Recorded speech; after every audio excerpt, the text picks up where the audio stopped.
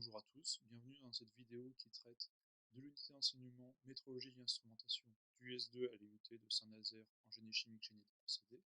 C'est la seconde vidéo d'une série de 4 vidéos qui traite du chapitre 1, généralité sur les capteurs.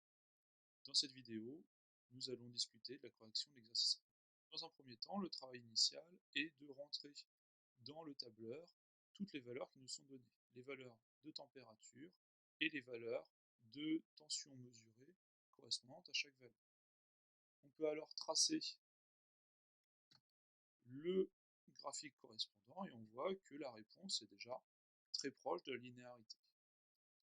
Maintenant, on doit, pour obtenir un coefficient directeur et une ordonnée à l'origine pour la réponse linéarisée, on doit déterminer la valeur moyenne des x, la valeur moyenne des y, et ensuite la somme des x fois y et la somme des carrés de x.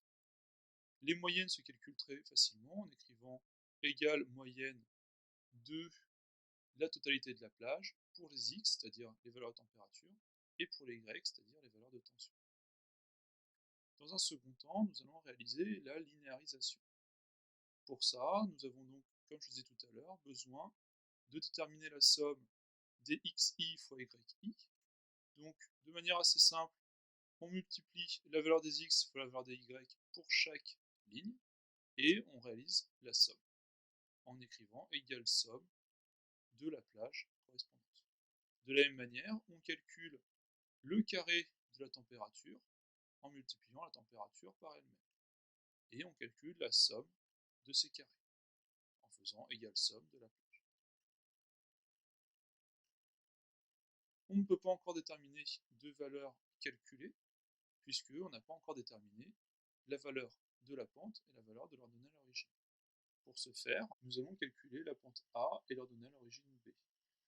Pour calculer la pente, nous faisons somme des xi, yi moins le nombre de mesures réalisées fois la moyenne des x fois la moyenne des y, divisé par la somme des xi carré moins le nombre de mesures réalisées fois la moyenne des x au carré. En termes de tableur, voilà comment réaliser cela. 30 là apparaît puisqu'on a réalisé 30 mesures. Pour le donner à l'origine, c'est beaucoup plus simple, c'est la moyenne des y moins la pente fois la moyenne des x. On obtient donc une pente de 9,505 mV par degré Celsius et une ordonnée à l'origine de 11,256 mV. On peut donc voir ici en rouge la réponse linéarisée. Si on utilise la fonction droite règle, on obtiendrait exactement les mêmes valeurs. On peut donc calculer une valeur calculée pour chaque. Et on peut voir que cette valeur n'est pas forcément la même que la valeur mesurée. Si on cherche à déterminer les écarts, on a simplement à calculer la valeur de tension mesurée moins la valeur calculée, et on obtient un écart. L'écart maximal, si on le cherche, est de moins 21,8 pour la dernière valeur. On va l'exprimer en valeur absolue, donc 21,8 mV. L'erreur, qui est donc la valeur normalisée de cet écart sur l'excursion, est donc de 2,4%. Voilà, nous avons donc terminé de corriger l'exercice numéro 1. A bientôt pour une prochaine vidéo pour la correction de l'exercice numéro 2.